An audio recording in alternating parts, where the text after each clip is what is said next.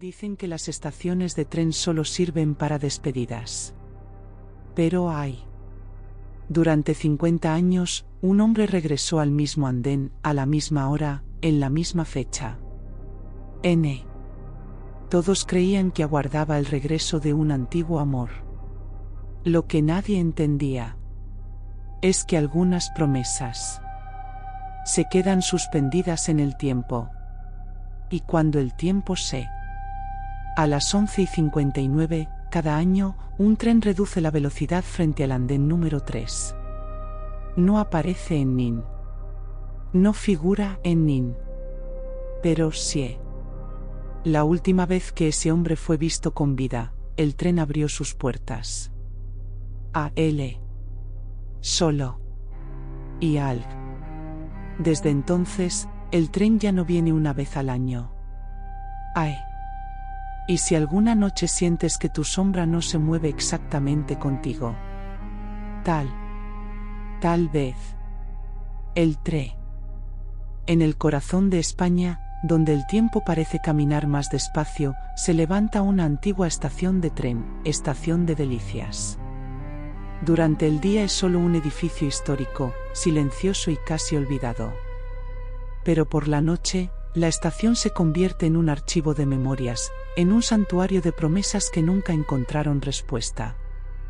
Miguel Herrera, un hombre de 75 años, ha visitado este lugar cada año, en la misma fecha y casi a la misma hora, durante más de medio siglo. Llega poco antes de la medianoche. Su caminar es lento pero firme, como si sus pasos conocieran el camino de memoria. Siempre se detiene en el andén número 3. Siempre se sienta en el mismo banco. Y siempre lleva consigo una vieja maleta de cuero, desgastada por el tiempo. Nadie sabe qué guarda dentro. Los empleados antiguos aseguran que jamás lo han visto abrirla. Tal vez no contiene ropa ni objetos materiales. Tal vez contiene recuerdos. En el invierno de 1974, Miguel se despidió allí de Isabella. Ella era joven, con el cabello oscuro que el viento movía suavemente y una mirada llena de sueños que apuntaban más allá de Madrid. Aquella noche, un tren con destino a Barcelona esperaba en el andén.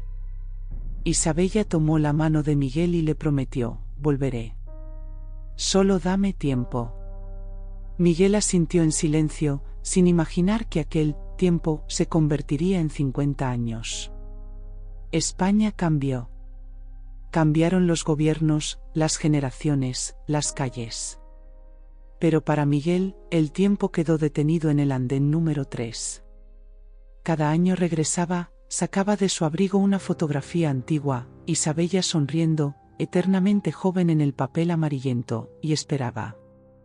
A las 11:59, un tren siempre cruzaba la estación sin detenerse. Miguel se ponía de pie cada vez, con la esperanza intacta, y observaba cómo desaparecía en la oscuridad. Hasta este año. La noche era más fría que de costumbre. El viento parecía arrastrar voces invisibles entre los rieles. Cuando el reloj marcó las 11:59, la luz del tren apareció a lo lejos. Miguel sostuvo la fotografía con manos temblorosas. Pero esta vez, algo cambió. El tren comenzó a disminuir la velocidad. Por primera vez en 5 décadas, no pasó de largo. Se detuvo frente a él. Las puertas se abrieron con un susurro metálico. Y entonces, una mujer descendió lentamente. Su cabello era blanco, su rostro llevaba las huellas del tiempo, pero sus ojos eran los mismos. «¿Miguel?», dijo en voz baja. En ese instante, los 50 años se redujeron a un segundo. Miguel dio un paso adelante. La maleta cayó de sus manos al suelo. Las luces del andén parpadearon. El viento sopló con fuerza, como si la estación contuviera la respiración. Y luego, silencio. A la mañana siguiente, el personal de la estación no encontró ningún registro de tren detenido durante la noche. No hubo informes, no hubo testigos oficiales. Solo una vieja fotografía en el suelo del andén número 3. Miguel no estaba. La mujer tampoco. Los documentos dicen que aquel tren nunca se detuvo allí.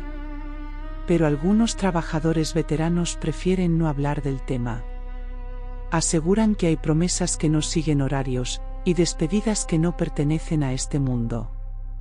Un año después, en la misma fecha, poco antes de la medianoche, apareció una maleta antigua sobre el banco del andén número 3. Exactamente igual a la que Miguel solía llevar. Y en el aire frío de la estación, se percibía la leve impresión de que alguien todavía estaba esperando. El reloj marcaba nuevamente las 11:58. La estación permanecía casi vacía, envuelta en ese silencio espeso que solo existe en los lugares donde el pasado pesa más que el presente. La vieja maleta seguía allí, sobre el banco del andén número 3. Nadie se atrevía a tocarla. El jefe de turno afirmó que debía pertenecer a algún viajero distraído. Sin embargo, los empleados más antiguos sabían que no era así. Reconocían el cuero gastado, la cerradura oxidada, la pequeña marca en la esquina inferior izquierda. Era idéntica a la que Miguel llevaba cada año. Algunos aseguran que, minutos antes de la medianoche, la temperatura descendió de manera inexplicable. Otros dicen haber escuchado la luz de no figuraba en el horario oficial. No había anuncio por los altavoces. Pero el sonido era inconfundible, el metal deslizándose sobre los rieles, el rumor grave aproximándose desde la oscuridad. El tren entró en la estación con una lentitud casi solemne. No llevaba pasajeros visibles. Las ventanas reflejaban únicamente la negrura de la noche. Cuando se detuvo frente al andén número 3, las puertas se abrieron sin prisa, como si esperaran a alguien que ya conocían. La maleta cayó al suelo. No hubo manos que la empujaran. Simplemente se deslizó del banco, como si una presencia invisible la hubiera tomado. En ese momento, una figura comenzó a dibujarse en el aire frío. Primero fue apenas una silueta borrosa. Luego, el contorno de un abrigo largo. Finalmente, el rostro de un hombre mayor, sereno, con los ojos fijos en la puerta abierta del tren. Miguel. No era exactamente un cuerpo, ni completamente una sombra. Era algo intermedio, una memoria con forma humana. Caminó sin ruido, sin prisa, hacia el interior del vagón. Desde el otro lado de la puerta, otra figura parecía esperarlo. La mujer de cabello blanco. No intercambiaron palabras. No hicieron gestos dramáticos. Simplemente se miraron con la calma de quienes ya han esperado demasiado. El tren cerró sus puertas con suavidad. Y partió. A la mañana siguiente, la maleta ya no estaba. Las cámaras mostraban el andén vacío durante toda la noche. Ningún tren registrado. Ninguna anomalía reportada oficialmente. Sin embargo, algo había cambiado. Desde entonces, cada año, en la misma fecha, dos sombras pueden verse, según cuentan algunos vigilantes, sentadas juntas en el banco del andén número 3, apenas visibles bajo la luz amarillenta. No parecen tristes. No parecen inquietas. Solo están allí, compartiendo un silencio que ya no pesa. Pero hay un detalle que pocos mencionan. Desde aquella segunda noche, el tren que pasa a las 11:59 ya no cruza la estación a toda velocidad. Ahora siempre reduce la marcha. Como si todavía estuviera esperando a alguien más. Como si todavía estuviera esperando a alguien más. Con el paso de los años, la historia dejó de ser un simple rumor entre empleados nocturnos y comenzó a convertirse en una tradición silenciosa. Los nuevos trabajadores escuchaban la advertencia en voz baja: si estás de turno el 14 de diciembre, no mires demasiado tiempo el andén número 3. Nadie explicaba por qué. No hacía falta. Algunos curiosos intentaron presenciar el fenómeno. Blogueros, aficionados a lo paranormal, incluso un pequeño equipo de documentalistas locales decidió grabar durante toda la noche. Instalaron cámaras térmicas, micrófonos de alta sensibilidad y sensores de movimiento. Querían pruebas. Querían transformar la leyenda en evidencia. A las 11:58 todo parecía normal. A las 11:59, las cámaras registraron una caída brusca de temperatura. Los micrófonos captaron algo parecido a un suspiro prolongado, como si el edificio exhalara. Y durante exactamente 7 segundos, la imagen del andén número 3 mostró 2 figuras sentadas en el banco. No eran completamente nítidas. Parecían hechas de luz tenue y sombra. Una figura inclinó ligeramente la cabeza hacia la otra. Luego ambas se levantaron al mismo tiempo. El tren entró en la estación. En la grabación oficial de la compañía ferroviaria no apareció ningún tren. Pero en la filmación independiente, se veía claramente una forma alargada, luminosa, ocupando el lugar donde deberían estar los rieles vacíos. Cuando los investigadores revisaron el material al día siguiente, encontraron algo más inquietante. En uno de los fotogramas finales, detrás de Miguel y la mujer, se distinguía una tercera silueta en el andén. Más joven. Inmóvil. Observando. La imagen era borrosa, pero suficiente para percibir un detalle inquietante. La tercera figura sostenía algo en la mano. Parecía una fotografía. La noticia se difundió discretamente. No llegó a los grandes medios, pero en círculos cerrados comenzó a hablarse de una teoría diferente. Tal vez el tren no regresaba solo por Miguel e Isabella. Tal vez era un punto de encuentro para todos aquellos que dejaron una promesa pendiente en ese lugar. Con el tiempo, otras historias empezaron a emerger. Una mujer que perdió a su hermano en los años 80 afirmó haber visto su silueta una noche de diciembre. Un anciano aseguró que escuchó su nombre susurrado desde el andén vacío.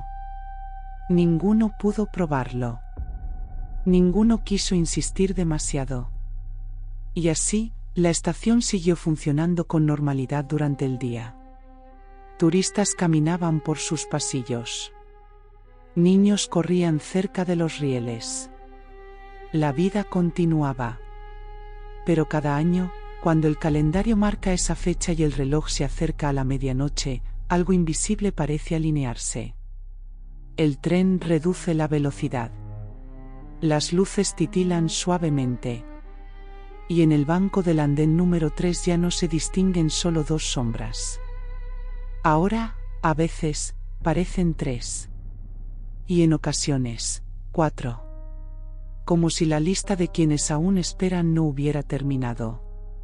Porque hay promesas que no entienden de tiempo. Y hay estaciones que no sirven únicamente para partir, sino también para regresar. Pero una noche, todo cambió. Ya no era solo una historia repetida en susurros. Ya no era una tradición silenciosa. Esa noche, la estación no parecía un lugar de memoria, sino un umbral. El 14 de diciembre, exactamente a las 11:59, el tren volvió a reducir la velocidad. Sin embargo, esta vez no se detuvo únicamente frente al andén número 3. Avanzó lentamente hasta quedar completamente alineado con toda la estación, como si reclamara el edificio. Las luces no parpadearon. Se apagaron. Durante 12 estación de Delicias Q. Los pocos empleados presentes describieron después una sensación imposible de explicar. No era miedo común. Era la certeza de que algo estaba contando. 1, 2, 3. Un S. CEU. Las puertas se abrieron todas al mismo tiempo. No descendió nadie. En cambio, algo ocurrió al revés. Las sombras del andén comenzaron a alargarse. No proyectadas por la luz, sino desprendiéndose del suelo. Las figuras oscuras de los bancos, de las columnas, incluso de las personas presentes, empezaron a separarse lentamente de sus dueños. Un guardia intentó correr. Su sombra no lo siguió. La sombra avanzó hacia el tren. Las grabaciones recuperadas más tarde muestran algo imposible, varias siluetas oscuras deslizándose por el suelo, entrando en los vagones sin resistencia. No gritaban. No luchaban. Simplemente eran absorbidas. Entre ellas, claramente visibles, estaban Miguel e Isabella. Y detrás, decenas más. Cuando las puertas se cerraron, el tren no emitió ninguna señal. No hubo silbato. No hubo vibración. Simplemente desapareció. No partió hacia adelante ni hacia atrás. Se desvaneció. A la mañana siguiente, la estación reabrió con normalidad. Pero algo era distinto. Los empleados que habían estado de turno esa noche seguían allí, físicamente. Caminaban. Hablaban. Respondían preguntas. Pero algo en ellos parecía incompleto. En las grabaciones posteriores se notó un detalle inquietante. No proyectaban sombra. Las autoridades investigaron el incidente como una falla eléctrica masiva. No encontraron registros de trenes adicionales. No encontraron intrusiones. El caso fue archivado. Sin embargo, desde aquella noche, el tren ya no aparece una vez al año. Ahora reduce la velocidad cada semana. Y cada vez que se detiene, alguien en la estación siente un ligero tirón en el suelo, como si algo estuviera probando su sombra. Porque la verdad que nadie se atreve a decir en voz alta es esta. El tren nunca vino solo por Miguel. Miguel fue el primero que aprendió a esperar. El tren pertenece a un lugar donde van las promesas que no se cumplen, y las personas que se quedan demasiado tiempo aferradas a ellas. Y cuando tu sombra deja de obedecerte. Cuando notas que la luz ya no la proyecta igual.